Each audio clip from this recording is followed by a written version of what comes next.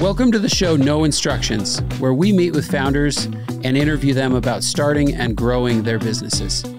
I'm your host, Chad Ingram, three-time founder and CEO at Distro. Distro is a platform to help businesses build teams by breaking down borders around the world. Let's go ahead and get started with today's guest and see how they built their business. Welcome to the show No Instructions. Today we have Creighton Green from Audience. Yep. And thanks for coming on the show and taking the time. Yeah, thanks for having me. That was a bit of a drive for you. It's all right. We did it. We did it. We're here. He made it to Silicon Slopes from up north. Yep. So tell us a little bit about Audience and just what it is real quick, and then we'll dive into a little bit more about you personally. Yeah. So Audience is a software platform, and it's all things first-party data. So anytime you think of collecting customer data, whether that's through a form, a quiz, a survey, a poll, we've built an engine that allows companies to run surveys, quizzes, and polls. Yeah. But a huge component of it is contests and giveaways and UGC.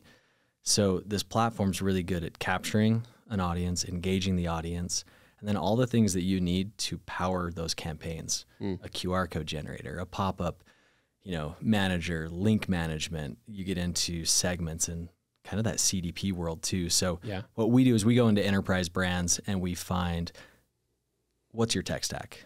Is it flow code? Is it type form? And then what we can do is say, check out Audience. It's all of that. So we can save you a lot of money, really focus on compliance, enterprise type, syndication, permissions, all that stuff. But that's awesome. Yeah. And you've been doing that a while now, right? Yeah, we're about 12 years into it. When you choose enterprise, like deals go slow. Deals take a long time. That's a long time for a millennial. Yeah, for sure. Yeah. That's good. The long game is good. All right. Where does your story start? Like when somebody needs to get to know you a little bit better, what was your childhood like? Yeah, childhood was awesome. I grew up in a big family, grew up in northern Utah, actually on a farm. And legit farm. Horses, cows. That's awesome. Yeah. And so work ethic, I think through like my grandpa, my dad, like growing up around, like you have to work. Like, that's just part of it. But what's crazy about that is my dad also worked for Apple Computers. So we had a farm, but he was doing sales for Apple. Wow. And so we always had the latest tech. Like anytime there's anything that came out from Apple, I'm talking like late 80s or early 90s. So like groundbreaking tech at the time, right? Yeah. So always around that. And as my dad was in sales, I always saw that was a way to make some money, is sales and relationships. And so, early on, the work ethic thing I think came from growing up where I grew up, but then the technology side came from just being around it, always bringing home new computers. And then he got a job with Compaq and iOmega and HP. And so always around computers and tech. So I think that's kind of the early years. Yeah. Yeah. Did he work? Did you guys have like a operating kind of farm too, or did he grow up in that sort of like environment and then he turned computers at some point? Yeah, exactly. So he definitely grew up on a farm. You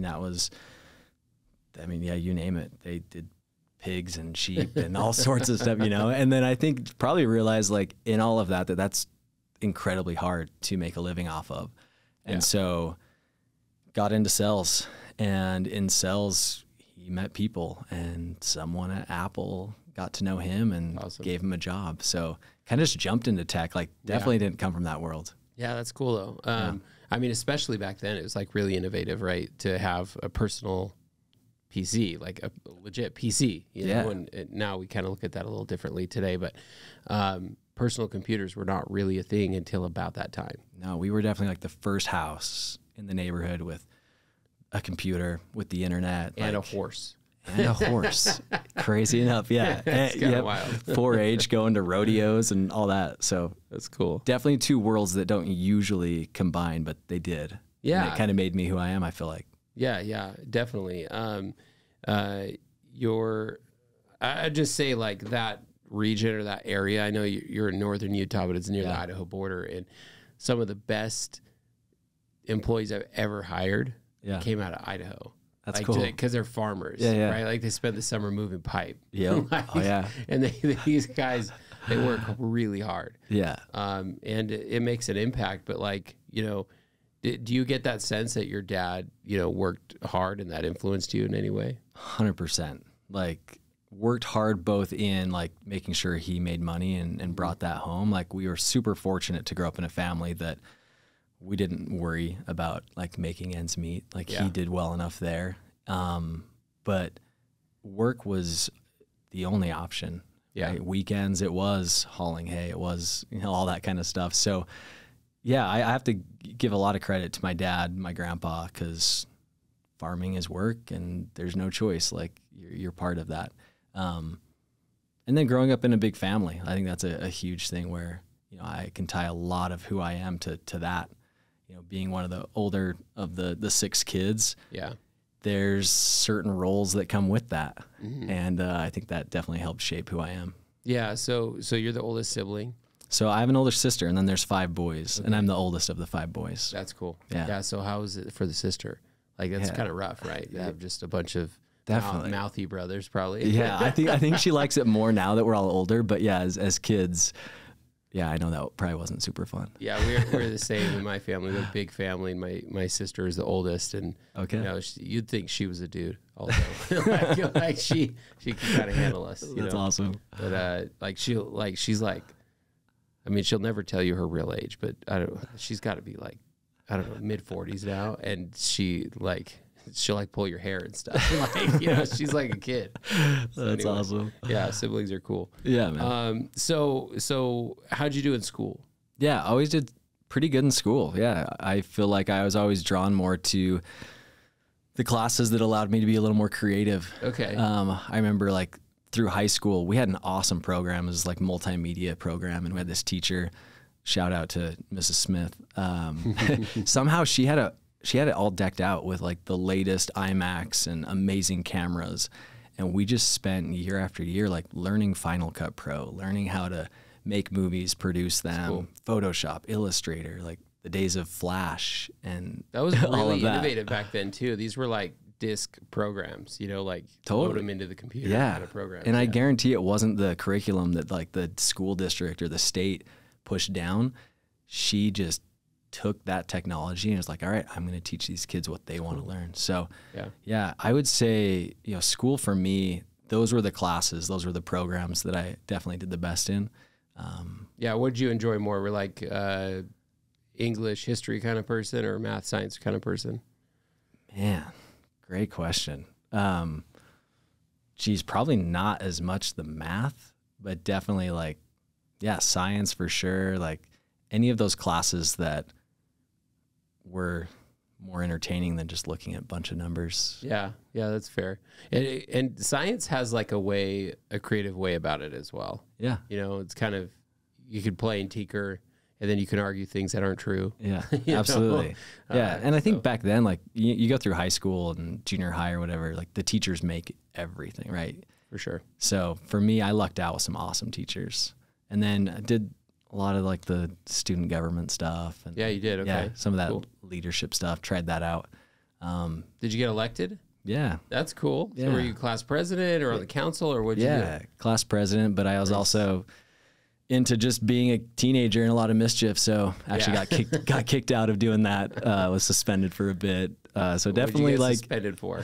There's no way we're not going to hear how. We have to talk about that, huh? Yeah. Just some classic trespassing and vandalism. There just you go. some dumb teenager stuff that, you know, you have a whole group of guys together, and as the night gets later, you start coming up with some new ideas.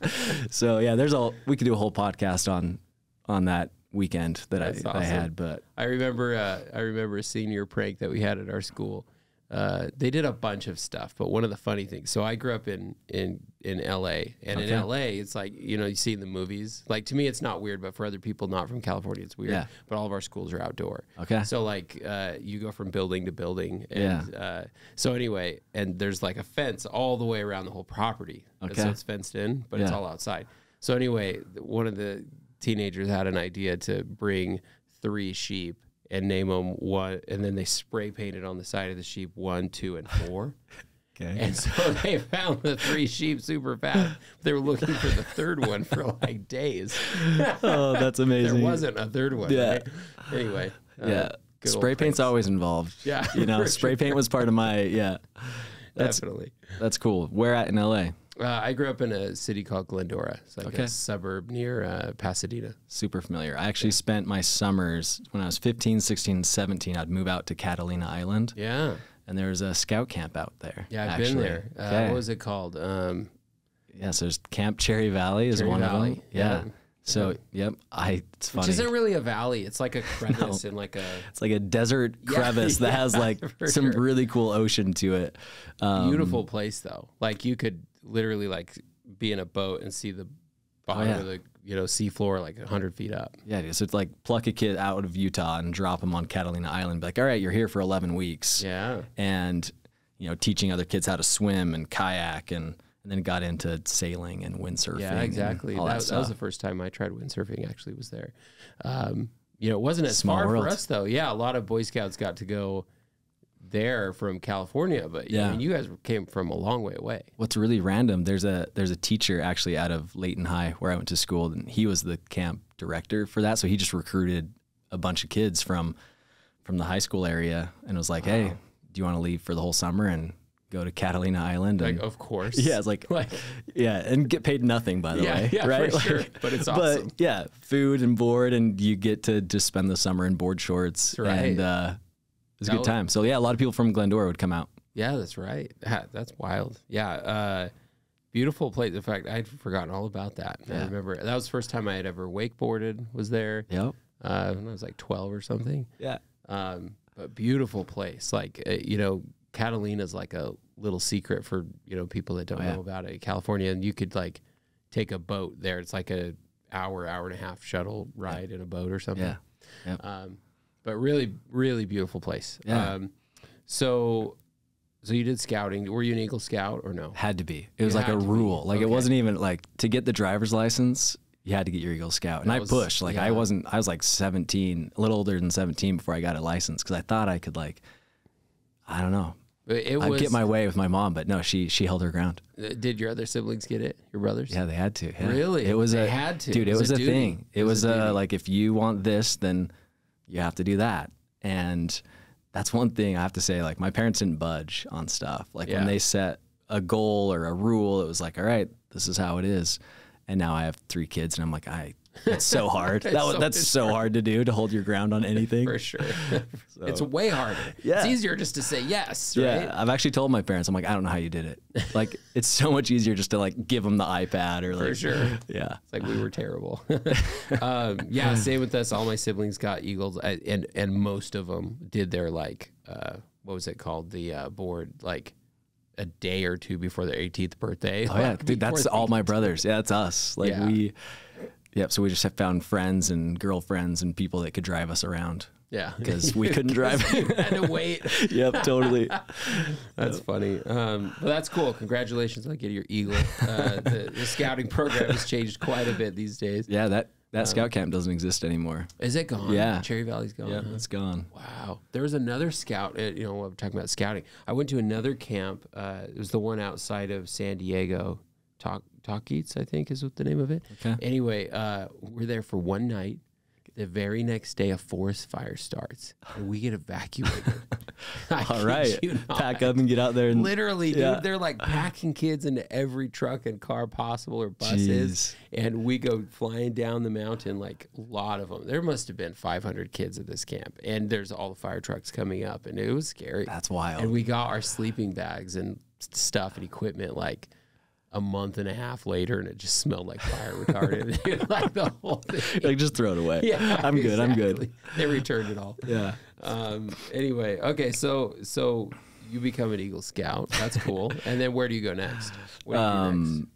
Yeah, so I did those 3 summers out there on Catalina Island, graduate high school, and then I go on an LDS mission to Brazil. To Brazil. Yeah. Awesome. So the northeast part of Brazil, so the Recife mission, and it's right on the coast. It's so hot, but the best people in the world. Like, definitely, kind of a lot of poverty. Saw a lot.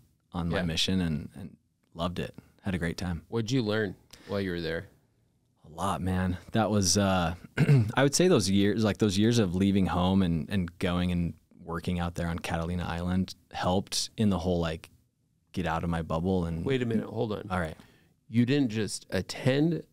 I missed this on Catalina. Yeah. You went to work there. Yeah, I worked there. Oh, so you were like there for a long for time. 11 weeks. Like it was like, dude, it was like that. And I don't even know how my parents must have just wanted me out because it was like for like no money. No money. No. I'm talking like $5 an hour graduate high school. You're not graduate, summer break. And then within a couple days, you're on your way to Catalina Island. And then you get back and school starts a couple days later. Right. You were gone all summer. Yeah. No cell phones. I'm talking like a pay phone with a calling card. Right, yeah. It was like your only way to like. In town, like you took a boat to get in town, I think, or you could hike out or something. But like. Oh, you're there, man. Catalina's so tiny, or like there isn't like road systems. They drive golf carts there. Oh yeah.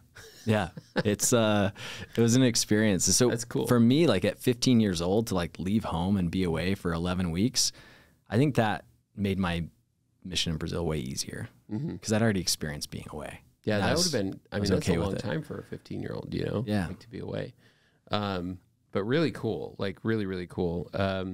So you're on your mission. It's a 2-year gig, right? You come home eventually. Yeah, 2-year gig, right? You got to learn the language, get to know the people, tons of service opportunities.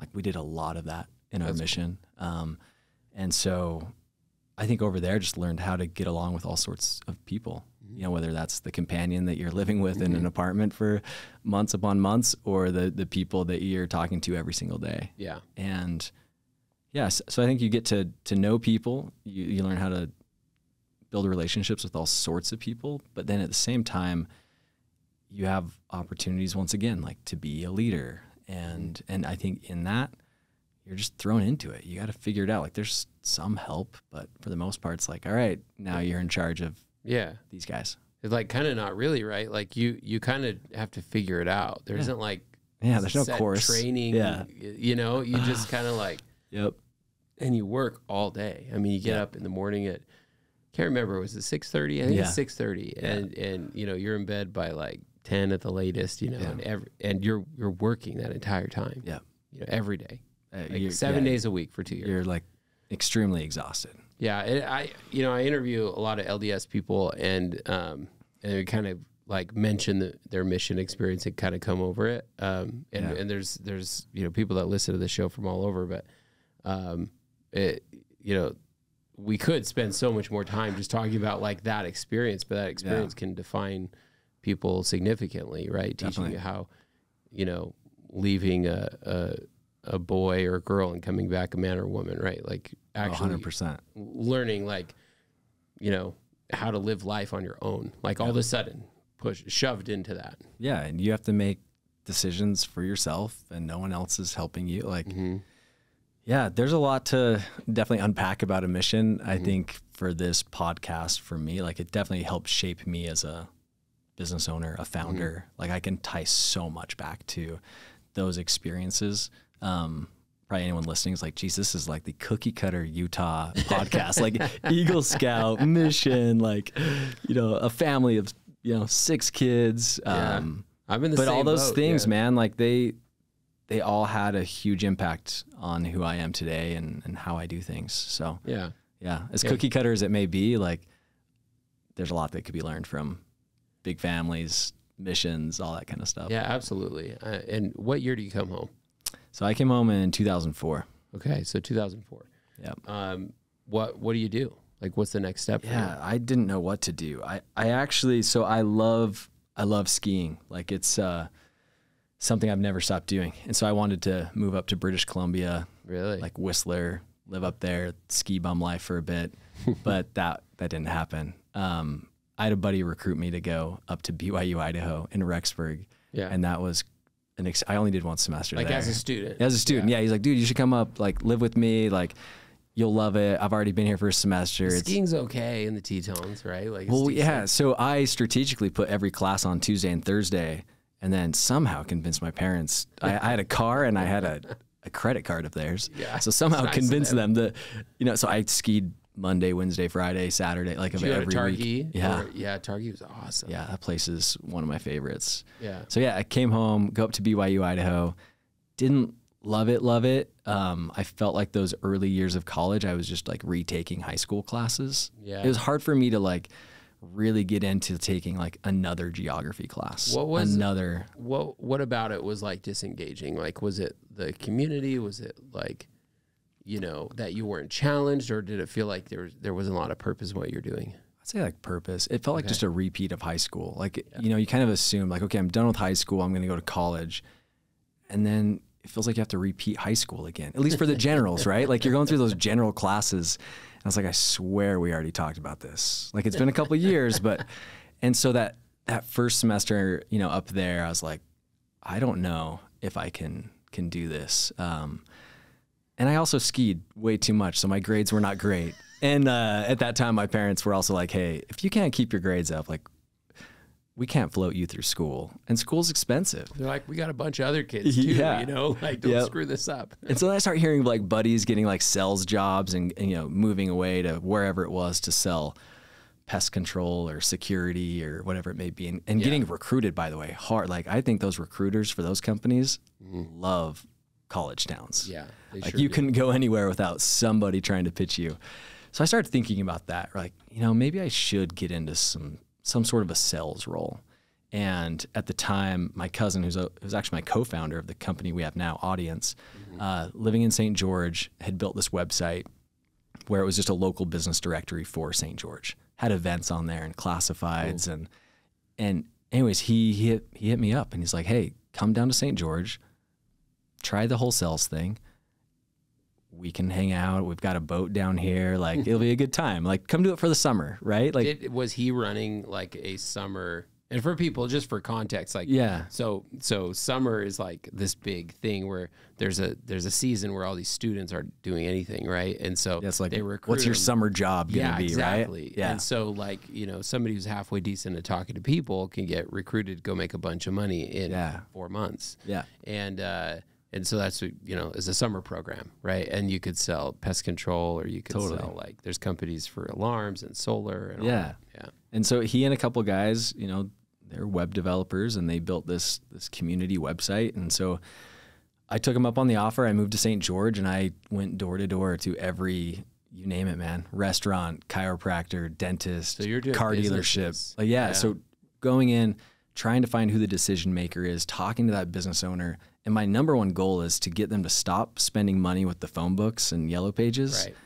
Right. That like ages me a lot. What year was this? So this is 2006. Yeah. Sorry. So I went on a mission in 2004, came home, 2006, go to BYU. Yep. So this is 2007. Okay. Sorry. There's the timeline. Yeah. 2007, go to St. George, knocking doors. And like we crushed it in just a matter of a few months. Like that first year just in St. George, did almost $1 million in sales from local businesses. Wow. Just in one. I mean, St. George in 2007 is very different than St. George now. Sure. And so it was just door to door business sales, trying to convince them to advertise online and, you know, pay for a premium listing. If you're the plumber, you got to be the top plumber on that page, and you could pay for a banner ad. And so selling that kind of stuff to business owners just every day through the summer in St. George, where it's not super cold. It was super freaking hot. It is the hottest. It's like 110 degrees, I bet, today down there. It's crazy. Okay, so you moved down there. Did you stay there for the summer? Did you go back to school? So I loved it. Like loved working with businesses, loved talking to business owners. And so they were ready to expand. And so they started getting into other cities and communities in Utah and Idaho and Arizona. And so I started moving around, helping build sales teams and being part of that. Door to door businesses. Yeah. It's wild. Yeah. Yep. So I did that, and it was a good time. Learned a lot. Yeah. And was this before, this was really like online search was just becoming a thing. Yeah. Like SEO was pretty new. Yep. And it was also, because it was so new, it wasn't as complicated, right? So like if someone searched St. George plumbers, it was pretty easy if there's only really one or a couple websites that, you know, have St. George plumbers all listed out. Yeah. And so, yeah, we did that in Provo and I mean, yeah, there's all sorts of cities that we started to do that in. So did you feel like any urgency to go back to school, or were you like, no, I can figure this out?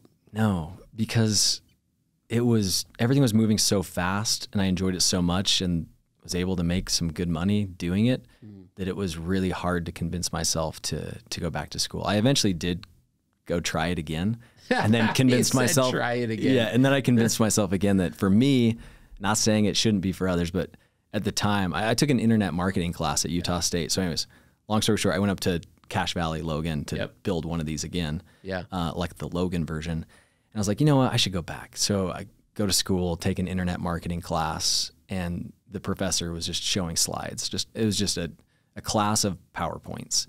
And he had them all like dated at the bottom corner, like when these slides were built. And it was crazy being out there like selling internet marketing services and products, but sitting in a class where he's like, what is a search engine? Like, what is SEO? And at that time, like, it's like I was paying for school personally. Yeah. I was like, I can't pay for this because at that time I don't need it because I'm not smarter than the professor, but I'm just in it in the current version, not the 2-year-old version that he made the PowerPoint from.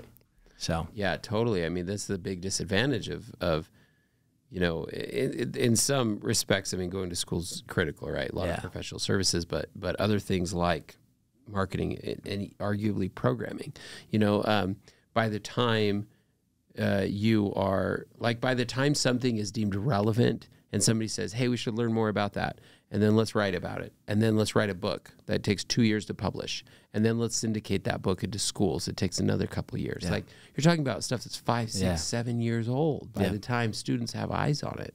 You know, hopefully that's improving now but textbooks I think probably, it has a decent amount, but yeah, that was my biggest hang up with the school. And we can talk about it later, but you know, I get married and, you know, of course those are the questions from future in-laws of like, what's your degree and did you gone to school? And like, so it wasn't normal to not go to school. Yeah. Being, you know, 21, 22, 23 years old. So yeah, like you should have had a degree. Everyone was asking like, why aren't you in school? So you're up in northern Utah again. You go back there. You start to launch this website out of Logan, which is where Utah State is. Exactly. Yeah. And is that where you meet your wife? Yeah. So actually, I'd met her through some friends like way before my mission in high school. Didn't go to the same high school, but we had met each other. And anyway, so she was in Logan going to school, and so it was perfect timing, perfect location to make something happen there. That's awesome. Yeah. So you close that deal. She's down. Yeah, close that deal. She closed that deal probably quicker than anyone. Like she was ready. Like she's like, all right, let's make this happen, Utah style. We're going quick. So yeah, got married, which was awesome. And at that time, what did she think about school though? Like, if you're like, I'm not interested. So she was so close to being done with school, like had like 1 semester left to get her degree. And so for her, she was like, she'd already gone through that whole, you know, years of school. And so for her, it's like, I got to get my degree because I'm so close. Yeah. But where I had only done a semester at BYU, Idaho, and this kind of semester at Utah State. Yeah. I think for her, like she was super supportive because she came from a family where her dad always owned his own business, and she knew that was where I wanted to go, was actually start my own business. And do you think that was clear to you at the time? Like, did you knew you wanted to do that? Yeah, it got to the point where I had done this in St. George and Logan and these other areas, and it was like, I could do this. Like, did you join these guys as like a partner, an employee, or an employee? Yeah, I was a sales rep, and then started building sales teams and managing sales teams. And so, you know, after you being up there in Logan, I talked to my wife. I said, let's do a version of this in Davis County. That's where I grew up. So talked to those guys and I said, hey, could you build me a version of what we've been like? Think of it as a franchise almost. Yeah. And so I want to do one in Davis County. And so they spun one up for me. I had to go to Zions Bank and get an SBA loan. It was $40,000. At the time, like I felt like that was $40 million, right? Like 40, pay this back. Yeah, 40 grand, like going through the whole SBA process was crazy. But anyways, I started my own version of one in Davis County. And that's when I yeah, first started to dabble in like owning my own business and everything that comes with that. And so what did that look like? You're like, all right, I want to take the risk. I go get some cash. I've got my wife I got to pay for. Yeah. Unfortunately, I used all the cash to just get a license or a version of this website for this community in here in Utah. And I didn't bring on any more money than what I needed to pay for the website. And so I had no marketing budget. I had no money to go hire anybody. And so I had to go source my own sales initially to help fund any future hires or any marketing that I did. So I went back to really doing what I was already doing and knocking doors and selling. And it worked though. Like, got enough money to make my first hire, which was another salesperson, then a second salesperson. Were you worried about like paying your bills at the time? You know, I mean, you're young, you recently married. Was your wife working at all, or was my it wife on you? My wife was doing wedding photography. Cool. At the time. And what was cool about it is, you know, we were in that age group where like we barely, you know, we caught that wave of Facebook. You had to have the .edu email address. Like we had that because we were in college. Well, after we get married, Facebook rolls out their very first version of Facebook ads, and dabbling with that and trying to get her more weddings to help fund our life. Right. We quickly realized you could create a Facebook ad and just target anyone that's engaged, like relationship status, and then pick a location.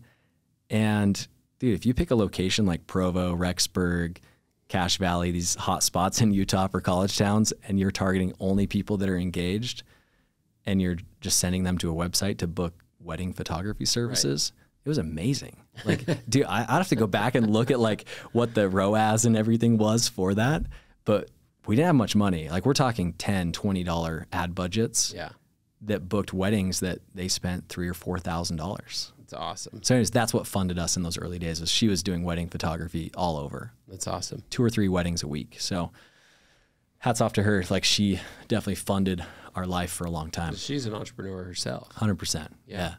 So, all right, you are selling, you hire your first employee. Yeah. And like, what's next? And honestly, at the time, the internet's changing like crazy. For sure. Because what year is this? Like 2008 or 9 or something? Yeah. Yep. So also the economy just went bust completely, right? Yep.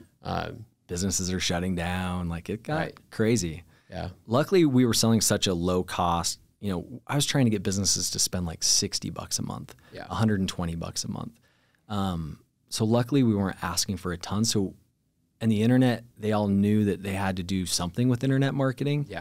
And so only asking for $60, $120, it wasn't a deal breaker. And so even though the economy, it was getting rough, I feel like we were in a really good position because of the demand for internet marketing, especially in a local community.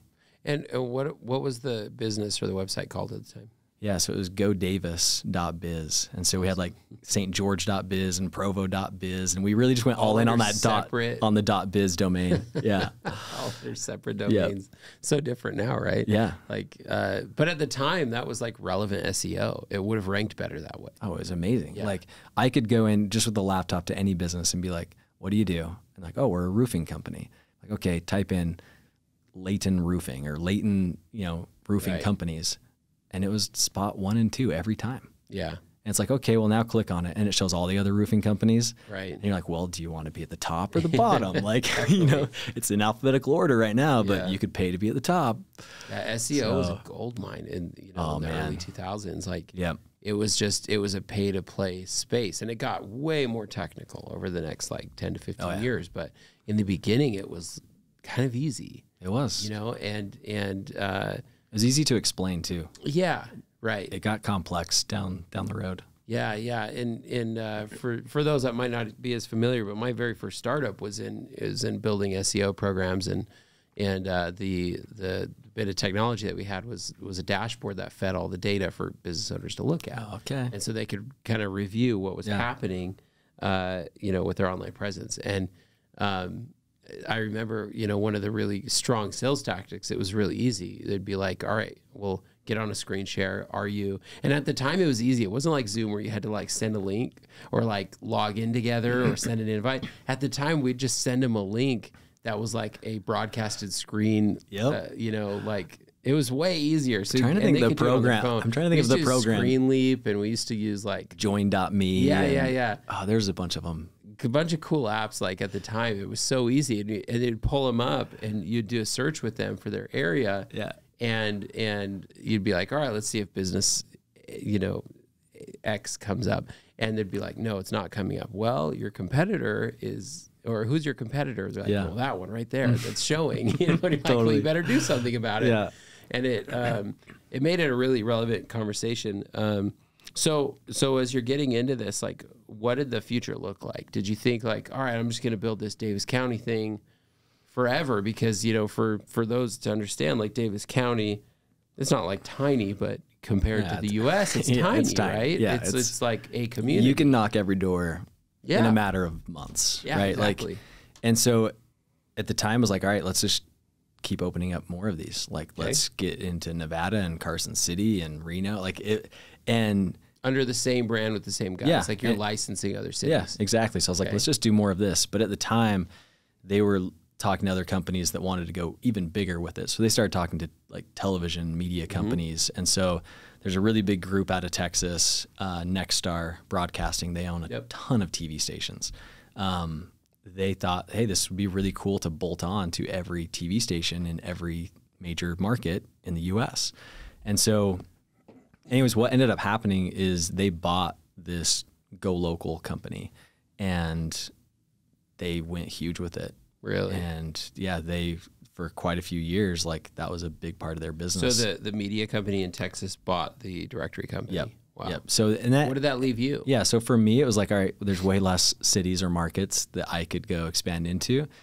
And so fortunately enough for me, during these years, like Facebook then rolls out business pages, and like all of a sudden social media starts to become a thing, not just for students, but for businesses. Yeah. And I was noticing that a banner ad or a listing as a plumber, that was great for like a year. But when you went in to go get that renewal, they would ask like, hey, I don't know if this, like, where's the attribution? Like, did that really grow my business? And I could show all sorts of stats and how many people clicked on it. But I realized real quick that I had to make sure that we were always staying with the trends at the time. Mm-hmm. And so me even just talking about, hey, I could actually help you set up a Facebook page or a Twitter account. Yeah. That had value. And so instantly the business starts to shift almost into this like marketing agency where social media agencies like weren't a thing at this time, but locally just started talking to restaurants and dentists and you name it. And I was spinning up Facebook pages and Twitter accounts, and then all of a sudden they wanted me to post for them.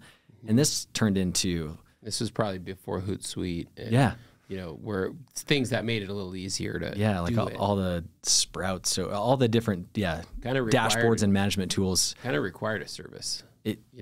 So I was like different logins. I had so many different logins for Facebook accounts, and Facebook didn't even have like a good like page manager thing where you could have more than one page. And it was just the wild, wild west at the time, man. Like we were just throwing darts, and I was just doing it more as how can I build value for this car dealership so that they'll renew with me for one more year, because we need the money because this is all we've got. Were you doing Google listings at the time?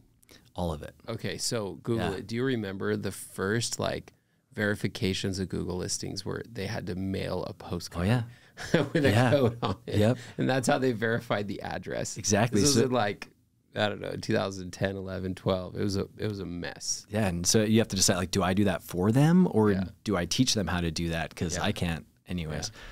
So those are some crazy days. But what was cool about it is the people I met. And I think in everything I've ever done, it's relationships have been probably the number one differentiator for me in success, is who I've been able to meet, nurture those relationships, and success and growth has come pretty natural from that, fortunately. So anyways, made a few great, honestly, connections through Davis County that spent a lot of money with the local media companies, KSL and the big television groups, radio groups, et cetera. And so anyways, this is where I kind of take a pivot from knocking doors and trying to sell plumbers and whatever into what I do now. And we work with 4,000 television and radio stations, podcasters, et cetera, that we sell to today. And it was the relationships in Davis County that got me into local television and broadcast. Where did it, like at what point did you make a pivot as an entrepreneur? Because clearly you're finding success, you know, you're still young. You kind of go from like problem solved to problem solved and, you know, chasing revenue, like marketing shifts and you offer something else maybe, but like you're having success, you know. At what point do you look at it and say, I want to solve this problem using software as opposed to services? It's when I realized I couldn't scale certain things on my own. And there were some hard years too, where like the sales would come in, but then maybe we couldn't renew them after year one. And so then I'd have to like ramp up the amount of services being provided to like try to save that deal of like, but you know, if I post for you guys, you know, every week on Facebook, then it's going to, you know, anyways, so I'm adding value by adding services, but that's just stretching me thinner and thinner. Yeah. And so there is this point where it was like, okay, software is the solution here.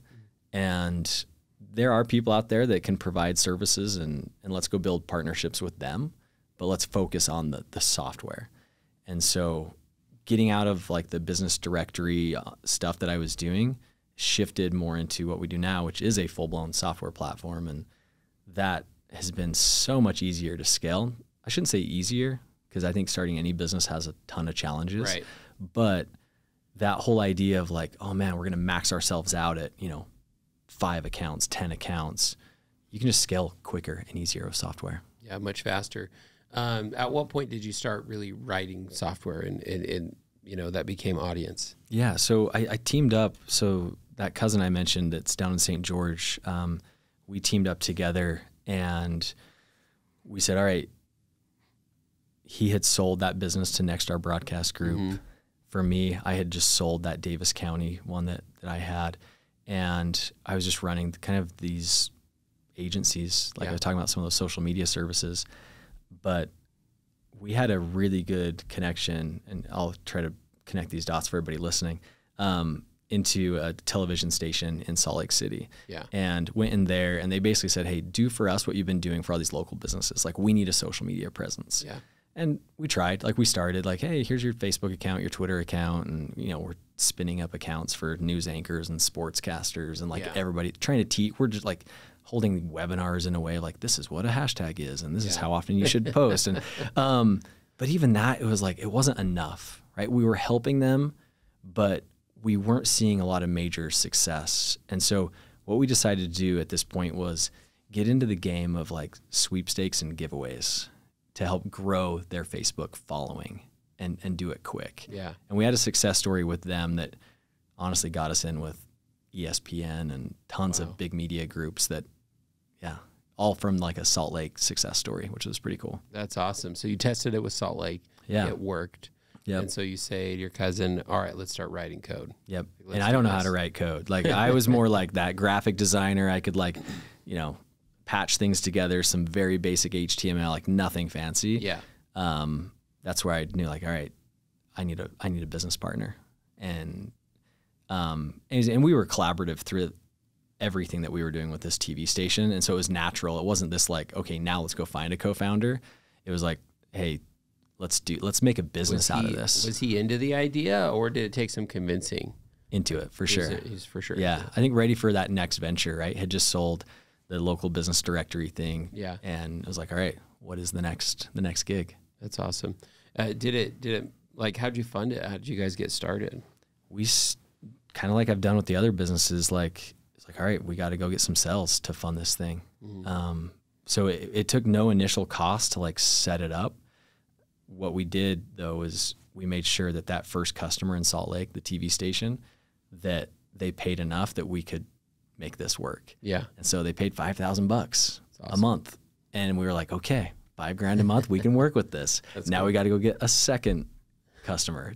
And hopefully that's going to be $10,000 a month by the time we had another 5. And it didn't work out that easy and clean, but the first customer paid all the initial bills, and we've bootstrapped it ever since. Wow. So you've been bootstrapped this whole time? Yeah. Wow. How many people do you guys have now? So we have 30 employees. Yeah, that's quite a bit. Yep.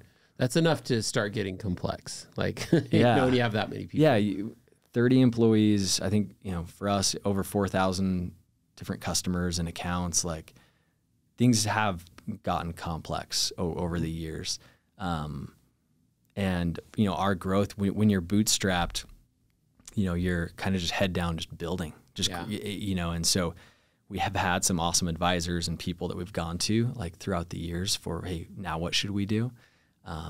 But for the most part, I feel like, and who knows, there's two different kind of tech companies. There's those that bootstrap and there's those that go get a ton of VC funding. Yeah. And for us, you know, being bootstrapped, it's worked, and it's been the model that has served us really well. Did you ever feel like you should go out and fundraise, or has this felt right, the approach that you're taking now? It's always felt right because we've always been profitable to build that next product or to hire those next people or to get that office. Like we've always been able to fund what we've wanted to do. We have a lot of good relationships out there. If we want to turn that on and say, okay, now it's time to go raise some money, there's individuals, there's groups that would be some of those first phone calls. But really for us, we've been able to do just great with the profits that we've made. I mean, granted, like as business owners, like we haven't taken massive distributions out of the company. Sure. Like we've kept a lot of cash in. And that's been strategic so that if there ever was that new idea, let's try to fund it ourselves first. If we can't, let's make sure we have relationships and people that we can go to raise that money. So when you look at, you know, in this tech community, there are certainly bootstrappers and there's certainly those that raise money. And the funny thing about those startups that raise money is that you hear about them because by process they, you know, do press releases. So you hear about them, right? Yeah. You don't really hear as much from the bootstrappers. Right. And so they're kind of low key, you know, but they're winning. Yeah.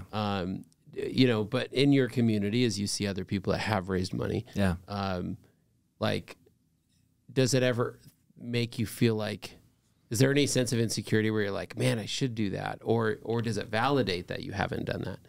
Man, it's a roller coaster of, honestly, if I look at all the years, I mean, because as I said, you know, 12 years of doing this, I've seen a lot of the different phases, even here in Utah, of, you know, the initial unicorns and, you know, and then everyone else and all these different phases of tech here in Utah. And of course, like the VC funded companies do get a ton of publicity and love, but that's fine. Like that's what works for them and that group. I think for us, man, we just wanted to get that next customer, that next client to unlock, you know, because we had our own goals of like, hey, could we get to 50 grand a month in MRR? Could we get to 100 and 200 and 400? And like, as we have set those goals, that's been more of our focal point than we need to go raise money. And there's been a lot of people, you know, that have talked to us a ton about almost trying to convince us to take money and why that model should work for us. And it may down the road, honestly, but up until now, we've been fine being bootstrapped. That's awesome. So what advice would you have for, you know, founders who, I don't know, that are getting started and they're thinking about whether they should raise or not, or like, you know, there's just a lot of ways to start, you know, a product, a service, whatever. Yeah. Like what advice would you give them for these early days? Man, focus on that first customer. Like find that one. I mean, it could be a Figma, a prototype. It could be, I mean, a sketched out idea on paper. Right. Find whoever that target customer is going to be, whatever industry it is, size of business, find that one person and go all in on them. Yeah. We went all in on this TV station in Salt Lake and learned so much about them. And the beauty of creating that success story is they became like the #1 TV station in the country in regards to their social audience and how big that audience was. They won the Nielsen ratings, which for those that don't know a ton, like Nielsen ratings, you win that in a local market, it's millions of dollars in revenue for you. Your rate card goes up. And so for us, because we went all in, and that would be my advice, go all in on that one customer, find their pain points, like find what they need so that you can then write up that press release and go live with it. It was a press release about our success story with them that got us in the door with all of our initial customers. That's awesome. And they've all stuck. Like we're 12 years into this and it's It is less than 1% have ever churned. That's it. Which is awesome. Wild, but it's the industry we focused on because we learned so much about that one TV station that we said, all right, this product, these services that we're going to build, we know exactly what they need. We know exactly what, solves all those pain points. And that's what I would say. Like that first customer can pay your initial bills. Yep. It can create a success story that is probably like the best marketing material you could ever come up with. And that customer knows other people like them, and they'll spoon feed referrals to you as long as you've like super served them initially. So that'd be my advice, is that first customer can change your entire future. That's awesome. So. Congratulations on the success. It'll be cool to see what you guys do in the next 5+ years. And thanks for coming on the show. If people wanted to get in touch with you, like you have a so I have a really complicated name, you're right? How to spell Creighton. It's kind of hard. Audience.io is the website, the company that we have. But yeah, Creighton on Twitter, LinkedIn. Yeah, just look up Creighton Green. There's not that many Creighton Greens around. That'll help. Yeah, it should help a ton. So just spell it like Creighton University, and you'll be good to go. Awesome. Well, thanks for taking the time to come on. Yeah, man. Thanks, Chad. Thank you for listening to today's episode of No Instructions. Feel free to leave us a rating or review wherever you listen to podcasts, and subscribe so we can continue producing these podcasts. Today's episode was brought to you by Distro. Distro is a platform to help startups find, hire, and pay employees in over 200 countries. It's free to use. Go to distro.io to set up your free account today.